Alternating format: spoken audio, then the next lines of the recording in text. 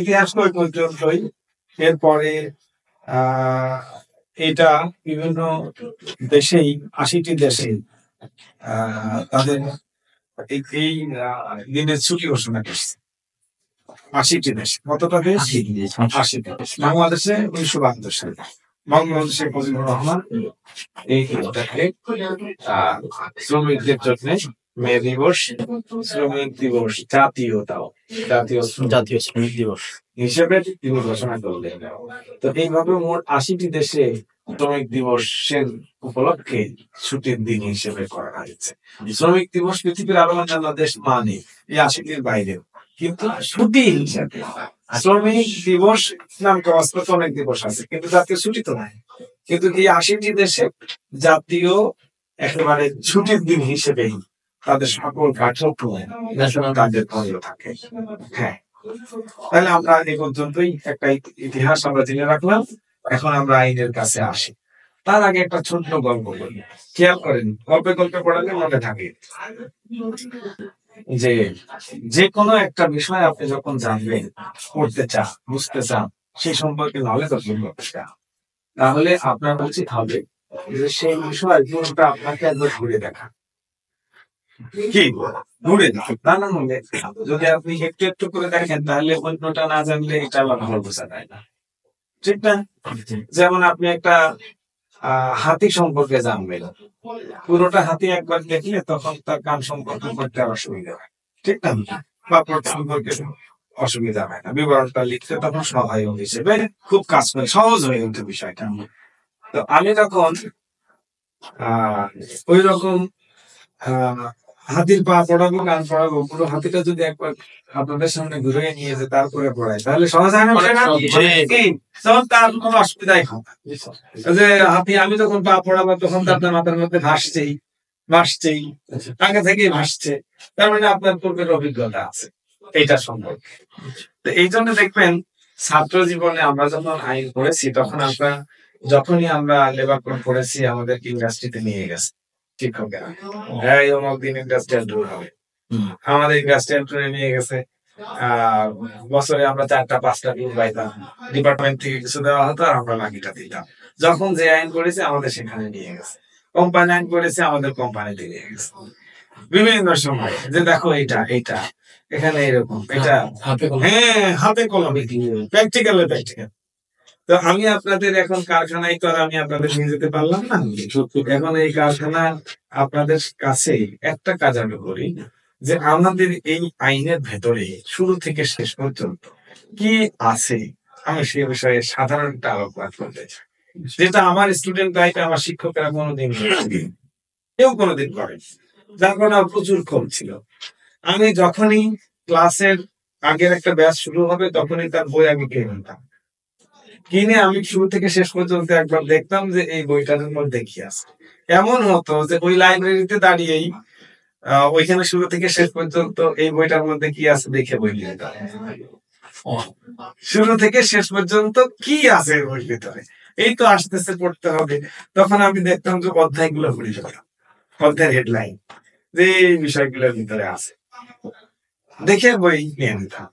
তা দেখতে না পারলেও বই কিনে নিয়ে বাসায় গিয়ে ঘরের মধ্যে 1-2 দিনের মধ্যে সব দেখা কমপ্লিট, শুরু থেকে শেষ পর্যন্ত কি দেখে এবার ক্লাসে বসতাম, সামনে বেঞ্চে বসে আছি, স্যার ম্যাডাম ক্লাস নিচ্ছেন, আমি ক্লাসে বসে থেকে সাথে সাথে বই মধ্যে জয়েন করি, উনি কি বলছেন, আর খেয়াল করতাম ওনার হাতে কোন বইটা আছে, কারণ ওনার যে বক্তব্য দিবেন, কোথা থেকে বলছেন না বলছেন, পরীক্ষার সময় তো নোট করার একটা ব্যাপার আছে, ওনার প্রথম দিনের কথা যেন আসে, উনি যে রেফারেন্স উদ্ধৃতি দিলেন, যে সমস্ত মামলা কেসের কথা বললেন, সেগুলো আমি যেন আমার নোটের মধ্যে রাখতে পারি, যেন আমি দেখলাম যে রাসেল এটা পড়াশোনা করছে, কিন্তু আমি কেমন কিছুই করি, খালি বুদ্ধি খাটাইছি।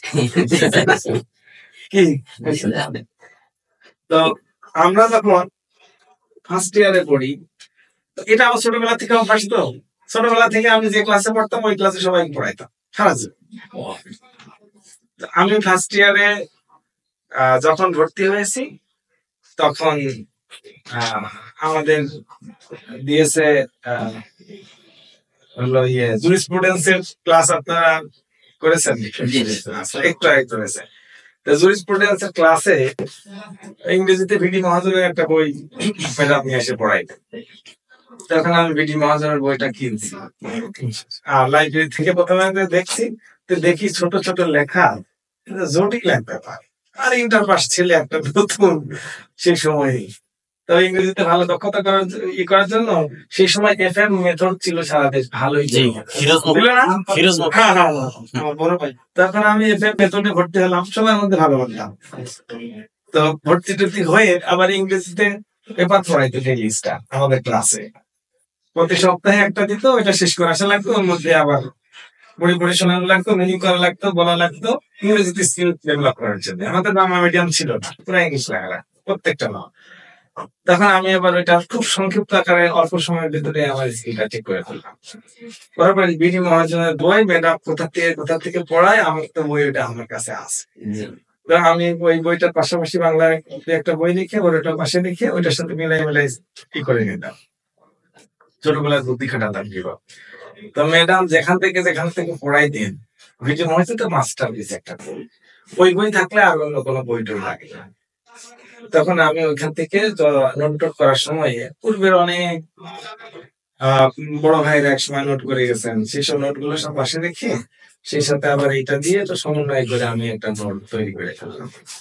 তৈরি করে ফেলে পরীক্ষা দিলাম। পরীক্ষা দিলেই আমার রোল ছিল 19। তখন ম্যাডাম দ্বিতীয় পরীক্ষা দিন আসছে, এসে বললেন যে 19 রোল কা তাও তো ফার্স্ট ইয়ারে কিন্তু উনি আমাকে চিনতেন না, ওনার সাথে আমার তেমন কথাবার্তা, কিন্তু বুদ্ধি করে আমি খালি করে দেখেছি বই ওই বইটা আমি তখন করে পরীক্ষাটা দিয়েছে। তা বললো 19 রোল কাজ দাঁড়াও, আমি দাঁড়াইলাম। তা বললো ম্যাডাম শিক্ষকরা যারা গাপটা দিচ্ছে, এক সপ্তাহ পর পরীক্ষা হলো, তো বললো যে আমার শিক্ষক লাইফে এই ছিল যে এত ছোট বয়সে এত সুন্দর করে ইংরেজি লিখেছিল, এটা আমার শিক্ষক লাইফে আমি পাইনি। তা আমি খুশি হয়ে ওকে ফার্স্ট ক্লাস নাম্বার দিয়েছি। তখন তো ডিভিশন সিস্টেম ছিল, একটা মাত্র ফার্স্ট ক্লাস, ওই এক সপ্তাহের ভিতরে উনি সব খাতা দেখে হচ্ছে যারা তা বললো যে আমার শিক্ষক লাইফে এই প্রথম আইন বিজ্ঞানে আমি প্রথম ফার্স্ট ক্লাস নাম্বার এসেছিল। তো বুদ্ধি কিন্তু তেমন কিছুই না, কারণ আমি হচ্ছে উনি যে কথাগুলো পছন্দ করেন, যেটা আছে সেটা আমি সুন্দরভাবে আমি ওনার কাছে পৌঁছে দিতে পারি। হ্যাঁ, আপনি যে কথাগুলো পছন্দ করেন, আমি ইসলামিক এবং আমি কিন্তু ওই যে উৎসাহটা হইল, এখন আমি তো আমি তো গ্রামের ছিলাম, পড়াশোনা করছি ঈশ্বরদী, হ্যাঁ ছোটবেলা থেকে বাড়ি পড়াশোনা আমার চিনাইদা শুনবো। ওখানে আমি ফ্যাকাল্টিতে পরবর্তীতে প্রত্যেকটা পরীক্ষায় উৎসাহ পেলে যেটা হয়, প্রতিটি পরীক্ষায় আমি সর্বোচ্চ নম্বর পেয়ে ফার্স্ট হয়েছিলাম। অনার্সের 4টা ব্যাচে আমি সর্বোচ্চ নম্বর পেয়ে ফার্স্ট ছিলাম। প্রধানমন্ত্রী স্বর্ণ পদক পেয়েছিলাম 2013 সালে। তো এই ছাত্র জীবনে এই হিস্ট্রিটা আমি আপনাদের বললাম শুধু উৎসাহ দেওয়ার জন্য। তা আগের সব কিছুর মূলে ছিল কি জানেন, যে আমি আগে থেকে সব বই কিনে রাখলাম। আমার ব্যাচের মধ্যে যারা ভালো রেজাল্টের মধ্যে আমরা যারা প্রতিদ্বন্দ্বিতা করতাম, কারণ কোনো বই অভাব ছিল না। বই হলেই আপনার প্রস্তুতিটা হয়ে যাবে, পড়াটা হয়ে যাবে। বই না হলে আপনি 90% আপনার এই পড়া কোনো কাজে লাগবে, 90% আপনার এই পড়া কাজে লাগবে না যদি আপনার কাছে একটা বই না থাকে। আর ডাক্তারি এবং হচ্ছে এই লিগ্যাল প্রফেশন, এরা সারা জীবন বই পড়তে হয়। দেখো জানি কিন্তু যে জন্য দিতে হয় এই তারপরে বইটা হ্যাঁ ঠিক আছে। তো আমাদের আইনটা প্রত্যেক শব্দে শব্দে দাড়ি কমায় আমাদের বিশ্লেষণ। আমাদের এখানে কোনো নিজের বুদ্ধিবৃত্তি খুব কম, দাড়ি কমায় বিশ্লেষণ। আইনি হলে হবে, না হলে না। জজ সাহেব দেখতেছে যে এ অবশ্যই মাস্ট বি, মানে কি বলবো, যে গ্রান্ট যেটা করছেন সে সাদা হয়ে যাবে, তারপরেও জজ সাহেবের কানবে, কিন্তু জজ সাহেব সাদা দিতে পারবে না, তাকে খালাস দিতে পারবে না, ফাঁসি দিতে হবে, কারণ সাক্ষ্য প্রমাণে আইনি ল পয়েন্ট এসে হেরে গেছে। আবার দেখতেছে যে সে আসলে খুনি, সে অপরাধী, কিন্তু তাকে সাজা দেওয়া যাচ্ছে না, খালাস পেয়ে যাচ্ছে। কারণ আইনের ধারায় সব দেশে জিতে গেছে, বাদীপক্ষ প্রমাণ করতে সক্ষম হয়নি। তাহলে আপনার এই প্রত্যেকটা শব্দ টান এগুলো আপনি বই ছাড়া, এই শব্দগুলো শেখা ছাড়া আপনি কেমনে আপনি যা শিখবেন সেই বইটা সই শব্দটা তো নাই, তাহলে মৌখিক প্রবেশিকা তার লাভ নেই। অন্য কোনো পড়ালেখা না তো এটা অন্যান্য ব্যাকগ্রাউন্ডে যেখানে পড়াশোনা করেছে, থিওরিক্যাল পড়াশোনা করছে, সারাদিন থিওরিক্যাল হিসেবেই লাগবে, এটা তো তা না, এটা তো প্র্যাকটিক্যাল। এটা তো বইটা লাগবে, শব্দটা লাগবে। কই আপনার সামনে সেই শব্দটা, কই আপনার সামনে সেই লাইনটা কোথায়, যেখানে আপনি সারা জীবন বিশ্লেষণ করে পড়বেন আর পড়াবেন, জজ সাহেবের সামনে বক্তব্য রাখবেন, সেই বইটা কই আপনার কি পড়াবেন? এই জন্য বলেছিলাম বইটা নিয়ে আসবেন। বিচারপতিরা বিচার কার্যে আসছে কেউ 25 বছর, 30 বছর, 40 বছর, 35 বছর আছে, সেইগুলোর সামনে প্রত্যেকের সামনে বই থাকে, তাকে সাজানো আছে।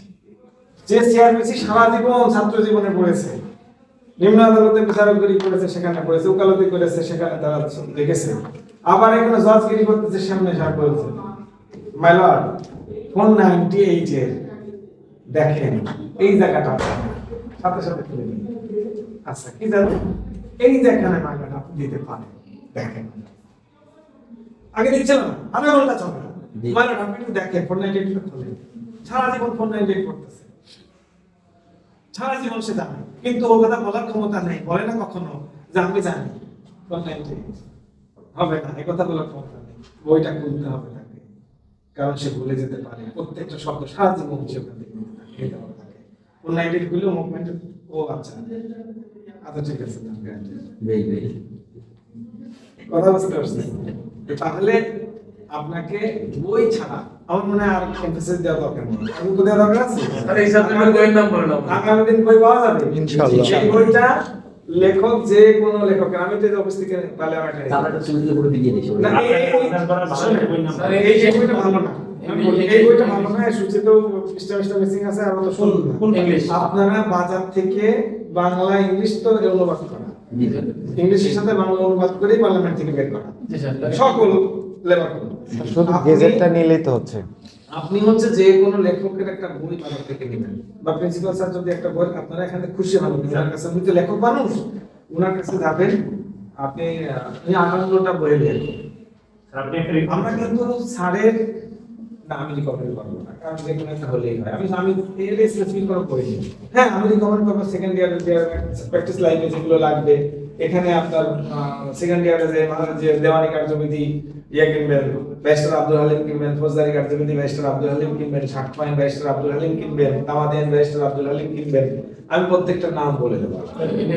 কিন্তু এই যে সমস্ত বইগুলো যা ফার্স্ট ইয়ারের, এই বই যে কোনো একটা লেখকের বই নিয়ে, তারপরেও আপনারা আমাদের প্রিন্সিপাল স্যার এগুলোর ব্যাপারে একটু কথা বলতে, যিনি লেখক মানুষ, ওনার কাছে হ্যাঁ ওনার কাছে বলবেন যে স্যার আপনি একটা বইয়ের নাম বলে দেন, আমি লেবার কোডটা যেহেতু ভালো ক্লাস হচ্ছে বা স্যার আমাদের বই কিনতে বলছে, আপনার কাছে শুনতে বলেছে, আর একটু খুশি হবে যে তাকে এসে বলবে যে আমাকে ছাত্ররা মূল্যায়ন করেছে, তার কাছে বলবেন যে আমার কাছে আজকেই বললাম স্যার আমার একটা যে কোনো একটা লেবার কোডের বইটা অন্তত নাম বলে দেন, ক্লাস যেহেতু হচ্ছে স্যার আমাদের সামনে বই আনতে বলেছে।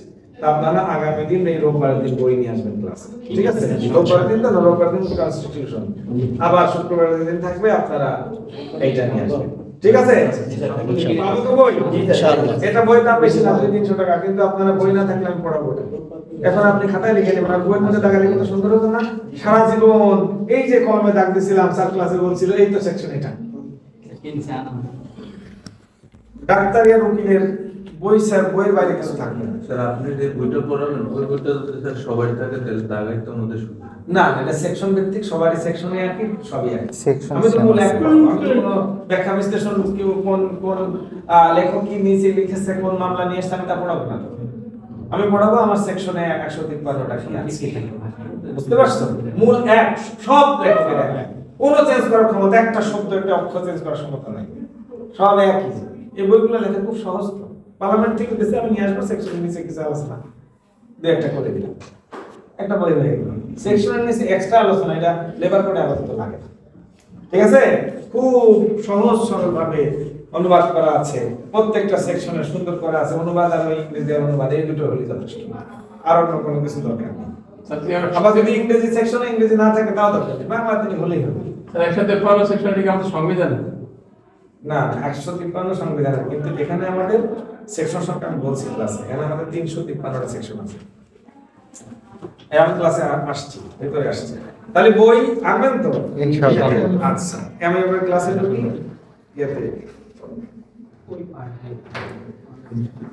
আমাদের এই আইনে খেয়াল করেন, এবার খাতাগুলো বের করেন, নোট করে তাদের বই আছে, বই না আর নাই। আগামী দিনে কিন্তু বই ক্লাস থাকতেই হবে। আমাদের এই আইনে মোট অধ্যায় আছে 21টি। কতটি? 21টি অধ্যায় আছে। নোট করে শর্ট নোট করেন, যার বই নেই শর্টকাট করেন। 21টি অধ্যায় আছে এবং মোট ধারা আছে 353টি। কতটি? 353টি ধারা আছে। 5 বাজার পালা আছে। আচ্ছা, এরপরে মোট তফসিল আছে 5টি। কয়টি? 5টি তফসিল আছে। এই 21টি অধ্যায় সম্পর্কে আমি আগে ক্লাসে সাধারণ আলোচনা টেনে যাব, যেন আমার স্টুডেন্টরা বুঝতে পারে যে এই আইনের ভিতরে আসলে কি লেবার কোড কি কি বিষয় আমরা করতে পারি। এই প্রথম অধ্যায়ের ভিতরে আছে প্রারম্ভিকা ভূমিকা, প্রিলিমিনারি। লেখেন প্রিলিমিনারি, প্রারম্ভিকা ভূমিকা অধ্যায়, ঠিক না?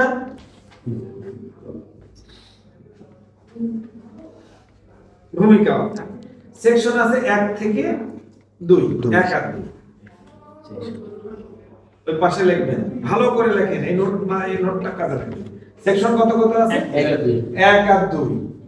তারপরে দ্বিতীয় অধ্যায়ে গিয়ে আছে 1 আর 2 এর মধ্যে কি আছে? শুরুতে 1 হলো আইনের নাম শিরোনাম, আর 2 এর মধ্যে আছে কিছু সংজ্ঞা, যে এই আইন করতে গেলে কি কি শব্দ আছে, তার অর্থটা কি দাঁড়াবে, এটা থাকে সংজ্ঞা। 2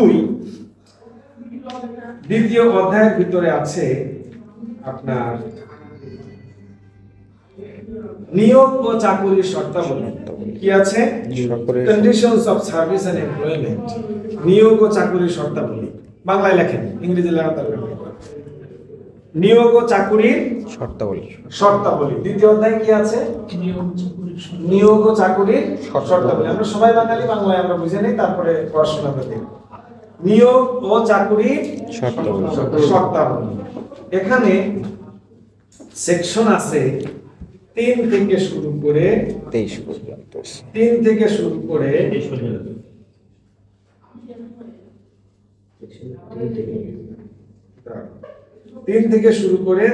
33 পর্যন্ত। কত পর্যন্ত? 3 থেকে শুরু করে 33 পর্যন্ত। তারপরে তৃতীয় অধ্যায় কিশোর শ্রমিক নিয়োগ। এই শব্দগুলো লিখবেন আর মনে মনে চিন্তা করবেন। লেখেন কিশোর শ্রমিক নিয়োগ, লেখেন লেখেন লেখেন, লিখলে আপনাদের মাথার মধ্যে একটু কিশোর শ্রমিক নিয়োগ। এখানে সেকশন আছে 34 থেকে নিয়ে 44। লেখেন, তা থাক, আপনি পড়ে লেখেন, ক্লাসের মধ্যে আপনি একটু লেখেন, লিখলে আপনার মাথার মধ্যে কত পর্যন্ত? আপনার কাছে বই আছে না? 34 থেকে 44। আচ্ছা, আপনাদের বই সম্পর্কে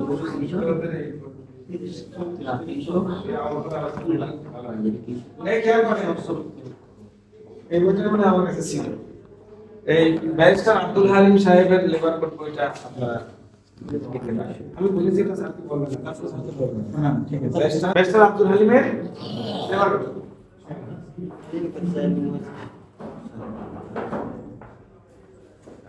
আচ্ছা, কত পর্যন্ত লিখলেন?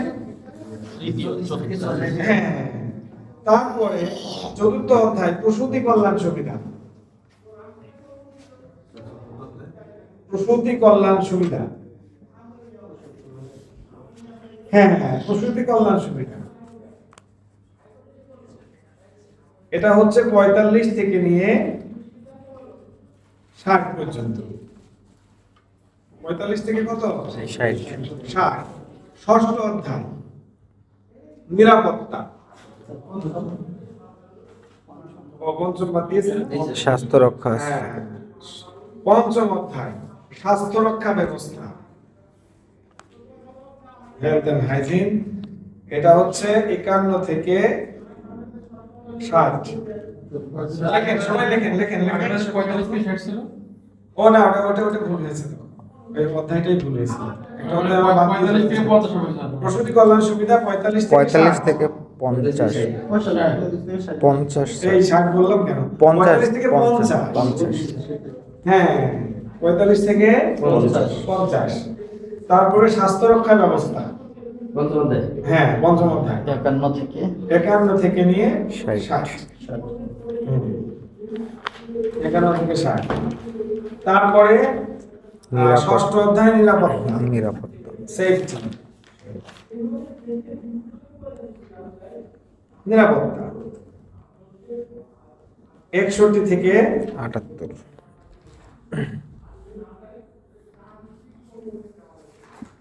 61 থেকে 78।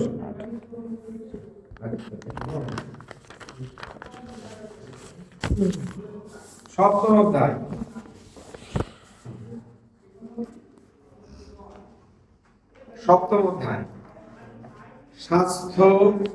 স্বাস্থ্যবিধি ও নিরাপত্তা সম্পর্কে বিশেষ বিধান। স্বাস্থ্যবিধি ও নিরাপত্তা সম্পর্কে বিশেষ বিধান।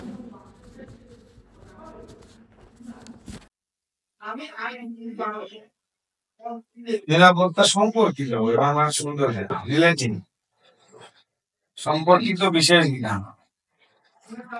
এটা 79 থেকে 88 79 থেকে 88। 79 থেকে 88। হ্যাঁ, অষ্টম অধ্যায় কল্যাণমূলক ব্যবস্থা, একটু দ্রুত লিখবেন। অষ্টম অধ্যায় কল্যাণমূলক ব্যবস্থা।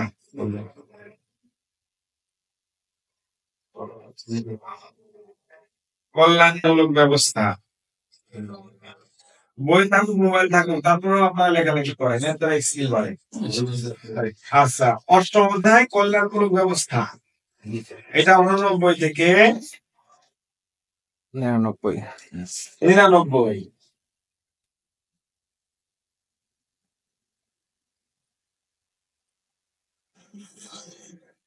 এরপরে নবম অধ্যায় কর্মঘণ্টা ও ছুটি,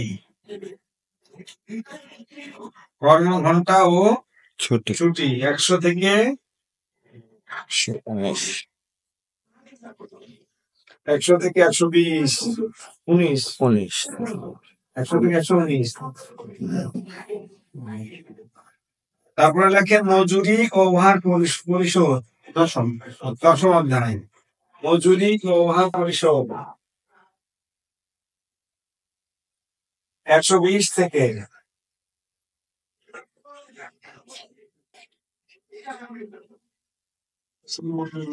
137।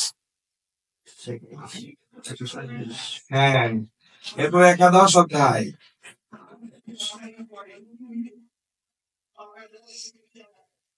138 থেকে ও এটা হলো মজুরি বোর্ড।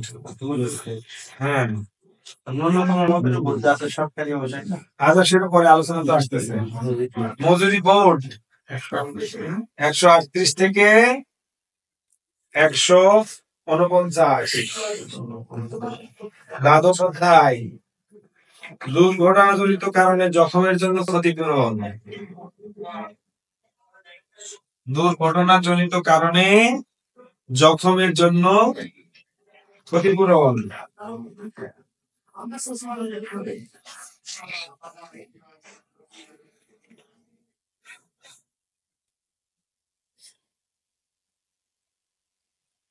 একবার লিখলে 30-50 বার পড়ার সময়।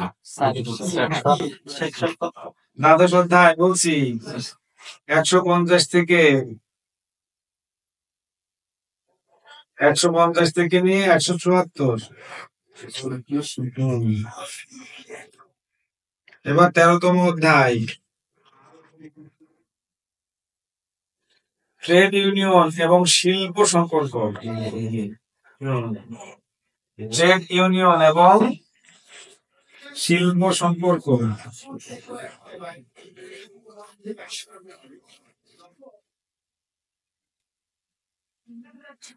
আপনারা কি আইন জানতে চান নাকি শুধু ডিগ্রি নিতে চান? জানতে চাই। আইন না জানলে ডিগ্রি নিয়ে লাভ আছে? ডাক্তার কোন চিকিৎসা জানে না, লাভ আছে? প্রফেশনাল প্র্যাকটিক্যাল করে খাইতে হবে। কি করে কমাই খাইতে হবে? আচ্ছা, করে কমাই কিনে একসময় কি আত্মীয় বাড়ি বেড়াতে আসলো নাকি? ট্রেড ইউনিয়ন শিল্প সম্পর্ক, ট্রেড ইউনিয়ন আছে না সেকশন কি 175 থেকে 108। হ্যাঁ, এরা দেখবা বিয়ের দিন দেরি করে, কিন্তু ঘুমানোর আগে রাত্রিবেলা মুখে দাঁড়াতে সব সরে নাকি এখানে কি খাওয়াই করে তা করে সময় নষ্ট করে গল্প করে যাচ্ছে কি। গল্প করে শেষে হ্যাঁ, কিন্তু যাওয়ার সময় দেরি করেছে। গাড়িতে ওঠার কথা এরা দেখে তো বসে কিছু মনে নেই না, মজা করলাম। আরে যে কোনো কারণে মনে তো রাখার দরকার, মনে না রাখলে কি হবে? আচ্ছা, আমি তোমাদের আমার এই যে 2 বছরের সংযুক্ত কোর্স শেষ হয়ে যাবে, কর্মস্থলে গিয়ে কথাই অনেকে ল প্রফেশনে আসবে, অনেকে আসবে না। এর মধ্যে আমাদের মধ্যে টিচারদের মধ্যে অনেকে বিচারক হয়ে যাবে। আমাদের এখানে টিচারদের মধ্যে 7 জন বিচারপতি হয়েছে। আবু জাফর সিদ্দিকী প্রধান বিচারপতি, হাসান ফয়েজ সিদ্দিকী, আবু বকর সিদ্দিকী, এরকম যা আছে 7 জন এখান থেকে। আব্দুল ওয়াহাব কি ছিল? হ্যাঁ, ছিল আব্দুল ওয়াহাব আপনি আসলে আরেকদিন বলবেন। শোনো, এই যে আমাদের এই সরি আমি বলি, আমাদের ফেসবুকে অ্যাড থাকবে। ভবিষ্যতে এমন হবে যে কোনো কারণে সবাই সবার সাথে, এই যে এখানে যারা লসে আছে গ্রুপে থাকবেন, সেই সাথে একজন আরেকজনের ফেসবুকে কানেক্ট থাকবে। এমন হতে পারে যে ওই হোয়াটসঅ্যাপ নাম্বারে কোনো সে চালাই না, এটা চালাই না, ওটা হয়ে যায়, যেগুলো আগে ছিল 13 হয়ে গেল। হ্যাঁ, 14 আমরা থেকে বলা হয় 175 থেকে নিয়ে দাও। 175 থেকে 208। এবার 14তম অধ্যায়, 14তম অধ্যায় বিরোধ নিষ্পত্তি। 209 থেকে শুরু, 209 না, 13 হলো 208 পর্যন্ত। 275 থেকে। হ্যাঁ, 175 থেকে 208। আচ্ছা, এবার 14তম অধ্যায় বিরোধ নিষ্পত্তি, শ্রম আদালত। তাহলে লেখেন বিরোধ নিষ্পত্তি, লেখেন 14তম বিরোধ নিষ্পত্তি, শ্রম আদালত, শ্রম আপিল ট্রাইব্যুনাল। বিরোধ নিষ্পত্তি, শ্রম আদালত মানে মামলা মোকদ্দমায় যখন চলে গেলাম আমরা, মূল পড়াশোনা ওদিকে মোটামুটি শেষ। হ্যাঁ, কোথায় গেলাম? মামলা মোকদ্দমায় চলে গেলাম, এসব নিয়ে ঝামেলা হয়।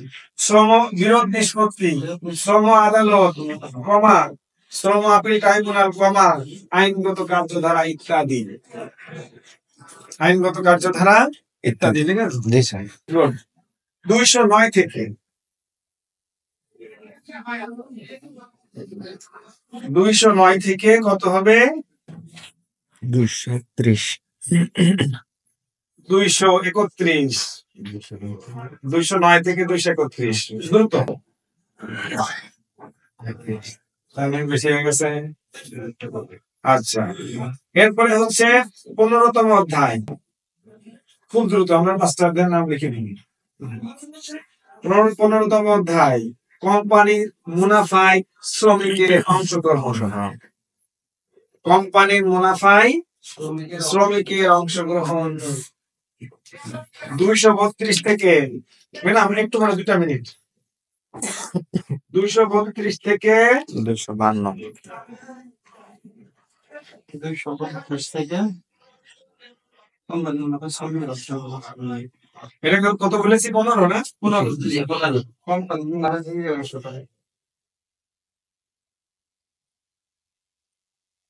আচ্ছা 232 কে 263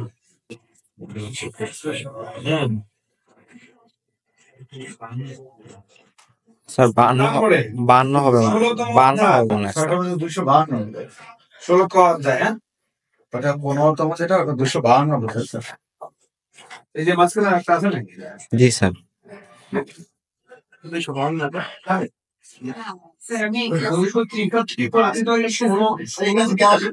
এখানে কি ইয়ে আছে?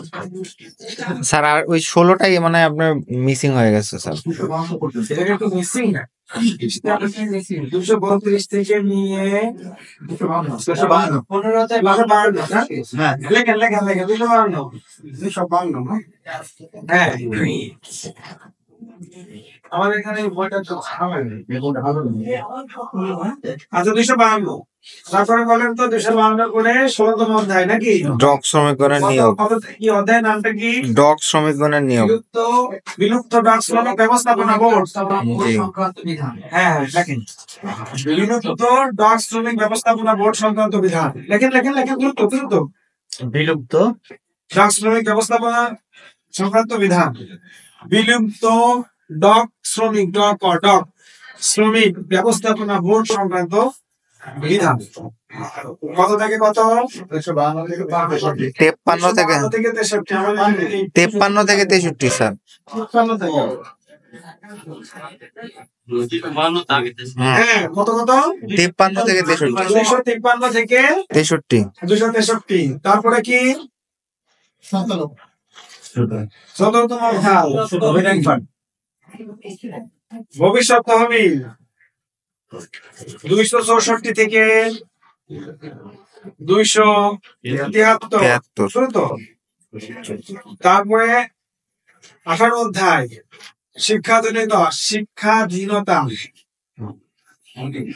শিক্ষাধীনতা অ্যাপ্রেন্টিসশিপ শিক্ষানবিষ্কার থাকে না শিক্ষাধীনতা 274 থেকে নিয়ে 282 19তম অধ্যায় অপরাধ দণ্ড ও পদ্ধতি 19 লেখেন অপরাধ দণ্ড ও পদ্ধতি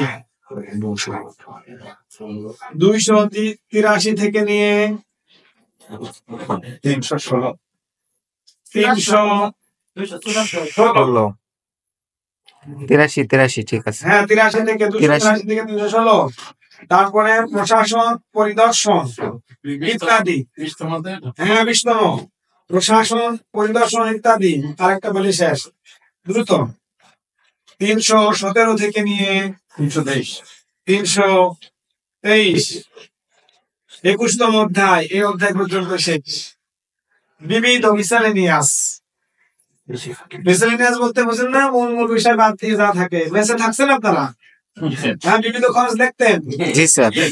টয়লেটের খরচ হাত ধোয়া খরচ এটা খরচ সেটা খরচ 54 থেকে 34 টাকা আসছে